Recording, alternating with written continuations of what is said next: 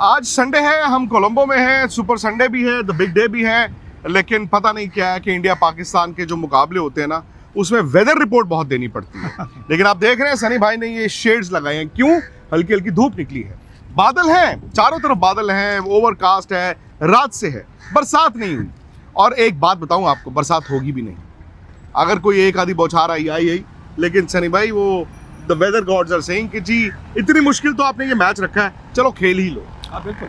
देखिए मुझे नहीं लगता यहाँ पे भी जब बरसात होती है तो ऐसी बरसात नहीं कि वो जो 1-2 घंटे के लिए लगातार रहती है, तो थोड़ी देर के लिए शावर आकर निकल जाती है। और यहाँ पे तो जो आउटफील्ड्स है वो बड़े जल्दी सूख जाते हैं, बड़े जल्दी ड्राई हो जाते हैं, तो उससे कोई दिक्कत नहीं होगी। मुझे नहीं लगता कि मैच में कोई फ़र्क होगा। मतलब ये तो 40 ओवर की मैच होगी। पाकिस्तान का एक मेंटल ब्लॉक था सनी भाई, वो दिखता भी है पिछले कई साल से, क्योंकि कुछ क्लोज मैचेस आए, वो मैच को कन्वर्ट नहीं कर पाए। शायद टेबल्स हैव टर्न, लेकिन क्या वो मेंटल ब्लॉक ही उनकी एक दिक्कत है, या फिर स्किल वाइज भी इंडिया उनसे आगे? दोनों मेंटल ब्लॉक तो है, ज़रूर है, क्योंकि इतने पिछले मैचेस में भारतीय टीम ने जीत हासिल की है, कठिन परिस्थितियों से भी निकलकर जीत हासिल की है, तो वो मेंटल ब्लॉक तो ज़रूर है। और स्किल लेवल में भी अगर आप स्किल लेवल देखें तो मैन टू मैन अगर आप टीम देखें तो भारतीय टीम बेहतर है जी। एक आधा खिलाड़ी उनके पास होगा जो इम्पैक्ट प्लेयर होगा। 2 खिलाड़ी है मेरे ख्याल से, एक नसीम शाह और साहिबजादा फरार। और हमारे पास अगर भारतीय टीम के पास देखें तो शुरुआत में ईशान किशन, अभिषेक शर्मा, सूर्य कुमार यादव, तिलक वर्मा, हार्दिक पांड्या, अक्षर पटेल, वरुण चक्रवर्ती, जसप्रीत बुमराह, इतने सारे गेम चेंजर्स, इतने सारे इम्पैक्ट प्लेयर्स हैं। तो मुझे लगता है कि इसी की वजह से तो भारतीय टीम के पास ये जो काबिलियत है कि कठिन परिस्थिति में से 2 दिन पहले हमने देखा यूएसए के खिलाफ भारतीय टीम पहले 6 ओवर में 3 या 4 विकेटें गई थी, फिर भी रिकवर करके 180-170 तक पहुँची। तो यही तो उनके पास है, और इसी की वजह से लगता है आत्मविश्वास है कि आज भी भारतीय टीम जीतेगी मैच। सर भाई, पाकिस्तान पिछले साल 50 ओवर में चैंपियंस ट्रॉफी का मुकाबला 1 साइडेड, एशिया कप इंडिया ने बड़े आराम से जीता, बट ये है कि ऐसा लगा वो मैच दर मैच थोड़े बेहतर हुए। सवाल ये है कि सलमान आगा की कप्तानी में थोड़ा तजुर्बा, स्पिनर्स उनके थोड़े बड़े हैं, क्या वो बेहतर हुए हैं? देखिए अनुभव के साथ वो शायद थोड़े से बेहतर हुए।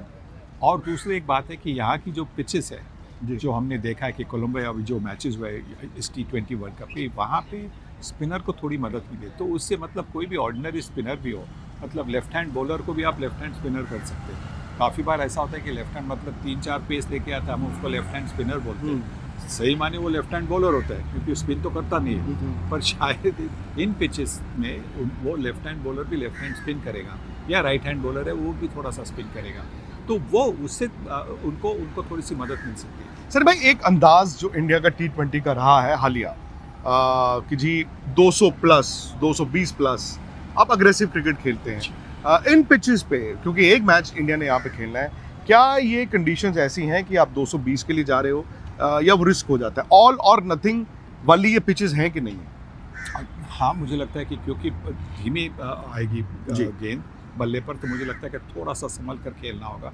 शुरुआत में। पर एक बात है कि ईशान किशन और अभिषेक शर्मा तो एक ही गियर में खेलते हैं, एकदम टॉप मोस्ट गियर में खेलते हैं, तो उसी तरह से उनको खेलना होगा।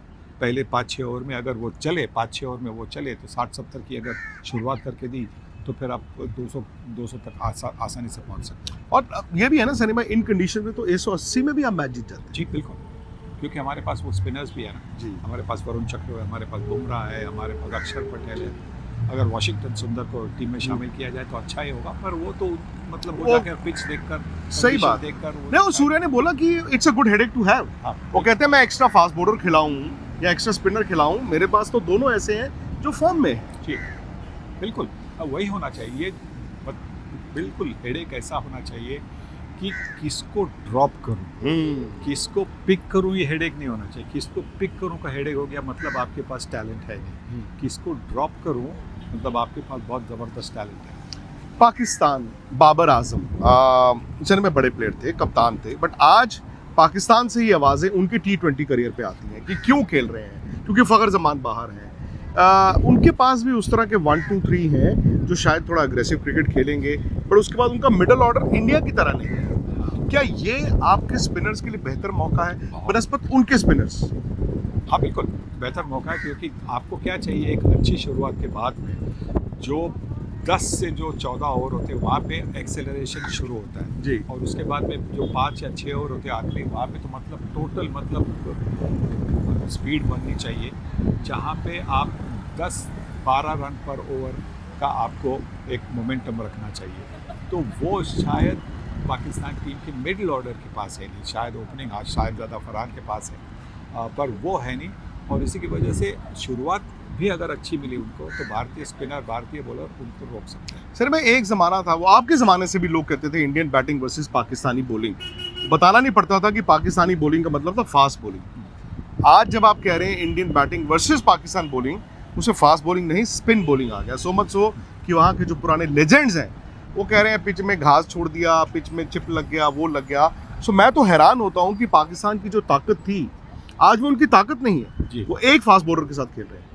क्योंकि देखिए सरकमस्टेंसेस भी है ना, अगर श्रीलंका के पिचेस फास्ट बॉलिंग को सूट नहीं करती जी।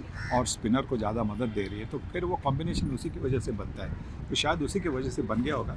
और शायद उनके पास वो 2 फास्ट बॉलर भी नहीं होंगे, एक शाहीन शाह अफरीदी है, नसीम शाह मुझे लगता है कि एक अच्छा खिलाड़ी है, क्योंकि ना सिर्फ नया गेंद अच्छी तरह से बॉलिंग करता है पर नंबर 9 पर आकर बड़े लंबे छक्के भी मार सकता है। तो सर जी सॉरी मुझे लगता है कि हाँ आज शायद स्पिनर ज़्यादा है उनके पास, पर मुझे लगता है इस कोलंबो की पिच है उसी की वजह से। सर मैं लास्ट सवाल ये कि बात तो ऑब्वियसली इंडिया पाकिस्तान होती है तो ये बात की जाती है कड़ा मुकाबला होगा, मुकाबला 2 शेरों के बीच है, मुझे नहीं पता, बट मैं आपसे एक तो ये जानना चाहता हूँ कि आप किसको कितने परसेंटेज दे रहे हैं। दूसरा, अगर वर्स्ट कम्स टू वर्स्ट हम इंडिया की हार देखनी पड़ गई तो वो क्या वजह हो सकती है जहाँ पे आपको लगता है कि यार इंडिया यहाँ पे चूक गया? देखिए मुझे तो बिल्कुल असंभव लगता है कि भारतीय टीम हार सकती है। परसेंटेज की बात करें तो ये T20 का खेल है, इसीलिए मैं ज़्यादा परसेंटेज की बात नहीं करूँगा, पर ये कहूँगा कि मुझे लगता है कि 70% भारतीय टीम फेवरेट है।